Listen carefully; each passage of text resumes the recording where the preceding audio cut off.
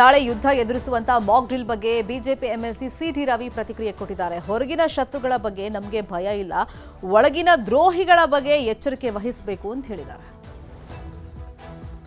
ಈಗ ಒಂದ್ ಕಡೆ ಮಾಕ್ ಡ್ರಿಲ್ಗೆ ಬೇಕಾದಂತ ಸಿದ್ಧತೆಗಳ ಆಗ್ತಾ ಇದೆ. ಕರ್ನಾಟಕದ 3 ಪ್ಲೇಸಸ್ಗಳನ್ನ ಮಾಕ್ ಡ್ರಿಲ್ಗೆ ಈಗ ಆಯ್ಕೆ ಮಾಡಿಕೊಳ್ಳಲಾಗಿದೆ. ಈ ನಿಟ್ಟಿನಲ್ಲಿ ಅಧಿಕಾರಿಗಳ ಜೊತೆ ಸಭೆ ನಡೀತಾ ಇದೆ. ಇನ್ನೊಂದು ಸ್ವಲ್ಪ ಹೊತ್ತಲ್ಲಿ ಸಭೆ ಅಪ್ಡೇಟ್ಸ್ ಏನು ಅಂತ ಗೊತ್ತಾಗುತ್ತೆ. ನನಗೆ ಹೊರಗಿನ ಶತ್ರುಗಳ ಬಗ್ಗೆ ನನಗೇನು ಭಯ ಇಲ್ಲ. ನಮ್ಮ ಸೈನ್ಯ 62ರ ಯುದ್ಧ ಹೊರತುಪಡಿಸಿ ಇನ್ನೆಲ್ಲ ಸಂದರ್ಭಗಳಲ್ಲಿ ತನ್ನ ಸಾಮರ್ಥ್ಯ ಏನು ಅಂತ ತೋರಿಸಿದೆ. 62ರಲ್ಲಿ ಅವತ್ತಿನ ಪ್ರಧಾನಮಂತ್ರಿಗಳು, ಅವತ್ತಿನ ರಕ್ಷಣಾ ಸಚಿವರ ಮೂರ್ಖತನದಿಂದಾಗಿ ನಾವು ಭಾರತದ ಭೂಭಾಗವನ್ನು ಕಳ್ಕೊಂಡ್ವಿ, ಸೋಲನ್ನು ಅನುಭವಿಸಬೇಕಾಯ್ತು. ಸೈನಿಕರ ಸಾಮರ್ಥ್ಯದಿಂದ ಅಲ್ಲ. ಆ ಒಳಗಿನ ದ್ರೋಹಿಗಳ ಬಗ್ಗೆ ಕಟ್ಟೆಚ್ಚರ ವಹಿಸಬೇಕು. ಇನ್ನು ದೇಶದ ರಕ್ಷಣೆ ವಿಚಾರದಲ್ಲಿ ಪ್ರಧಾನಿ ಮೋದಿ ಯಾವ ನಿರ್ಧಾರ ಕೈಗೊಂಡ್ರು ನಮ್ಮ ಬೆಂಬಲ ಇದೆ ಅಂತೇಳಿ ಸಚಿವ ಎಂಬಿ ಪಾಟೀಲ್ ಹಾಗೂ ಪ್ರಿಯಾಂಕ್ ಖರ್ಗೆ ಹೇಳಿದ್ದಾರೆ. Congress party stand very clear. ದೇಶದ ಸಂರಕ್ಷಣೆಗೋಸ್ಕರ, ಹಿತಾಸಕ್ತಿಗೋಸ್ಕರ ಪ್ರಧಾನಮಂತ್ರಿ ಅವರು ಏನೇ ಡಿಸಿಷನ್ ತಗೊಂಡ್ರು ವಿ ಆರ್ ವಿತ್ ದೆಮ್. ಅದರಲ್ಲಿ 2 ಮಾತಿಲ್ಲ. ಆದರೆ ಜನರ ನಿರೀಕ್ಷೆಗೆ ತಕ್ಕಂಗೆ ಆಗಲಿ ಅಂತ ಅಷ್ಟೇ ನಮ್ಮದು.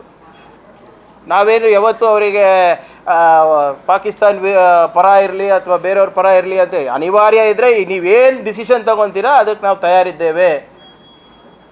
There is no compromise on the dignity of my country. As simple as that.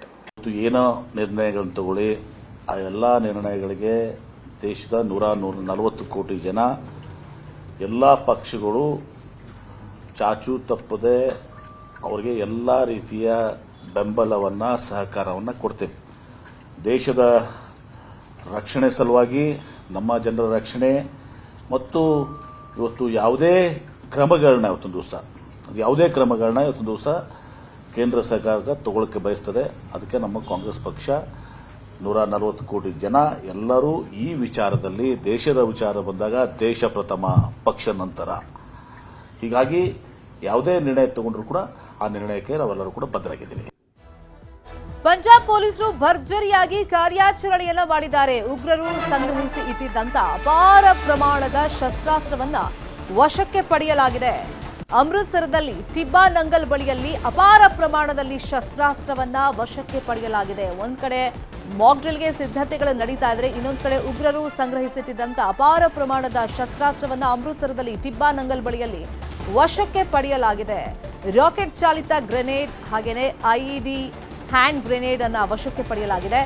ಪೊಲೀಸರು ಈ ಅಪಾರ ಪ್ರಮಾಣದ ಶಸ್ತ್ರಾಸ್ತ್ರಗಳನ್ನ ವಶಕ್ಕೆ ಪಡ್ಕೊಂಡು ಇಲ್ಲಿ ಯಾರು ತಂದ್ರು, ಎಲ್ಲಿಂದ ಬಂತಿದು, ಇದರಲ್ಲಿ ಎಷ್ಟು ಜನ ಇನ್ವಾಲ್ವ್ ಆಗಿದ್ದಾರೆ ಅನ್ನೋ ಕುರಿತಂತೆ ವಿಚಾರಣೆಯನ್ನ ಮುಂದುವರೆಸಿದ್ದಾರೆ. ಪಂಜಾಬ್ ಪೊಲೀಸರು ಭರ್ಜರಿಯ ಕಾರ್ಯಾಚರಣೆಯನ್ನ ಮಾಡಿದ್ದಾರೆ. ಅಮೃತಸರದಲ್ಲಿ ಟಿಬ್ಬಾ ನಂಗಲ್ ಬಳಿಯಲ್ಲಿ ಅಪಾರ ಪ್ರಮಾಣದ ಶಸ್ತ್ರಾಸ್ತ್ರಗಳನ್ನ ಈಗ ಸೀಸ್ ಮಾಡಿದ್ದಾರೆ.